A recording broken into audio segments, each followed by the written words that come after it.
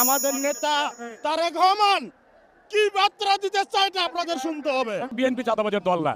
আপনারা দেখেছেন যে হচ্ছে যে কারা চাঁদাবাজ আর কারা ধান্দাবাজ। এদেশের মানুষের গণতান্ত্রিক যে অধিকার, ভাত ও ভোটের যে অধিকার, এটা এস্টাবলিশ করার জন্য জনগণের যে অধিকার, যে ভোটের যে অধিকার, ভোটাধিকার, নির্বাচন হচ্ছে সবচেয়ে বড় সংস্কার।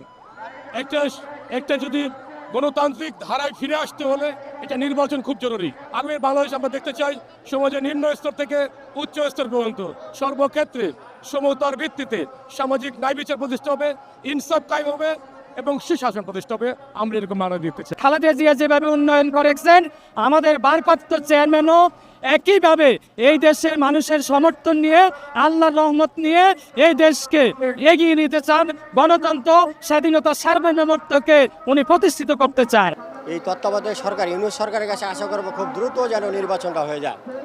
নির্বাচন হলে জনগণ যাকে ম্যান্ডেট দিবে সেই ক্ষমতায় আসলে আমরা যদি বিএনপি আসি, আশা করি জনগণের আশা পূরণ করতে পারবো।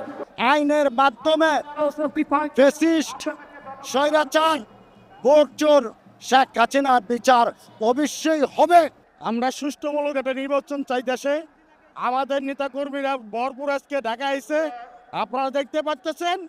আমাদের নেতা তারেক রহমান কি বার্তা দিতে চায় এটা আপনাদের শুনতে হবে। বাংলাদেশ জাতীয়তাবাদী তৃণমূল দল 111 ছিল, এখনো আছে, ভবিষ্যতে থাকবে। আমাদেরকে মূল্যায়ন করেন একমাত্র জনাব ভারপ্রাপ্ত চেয়ারম্যান তারেক রহমান, আমাদের মা দেশনেত্রী বেগম খালেদা জিয়া।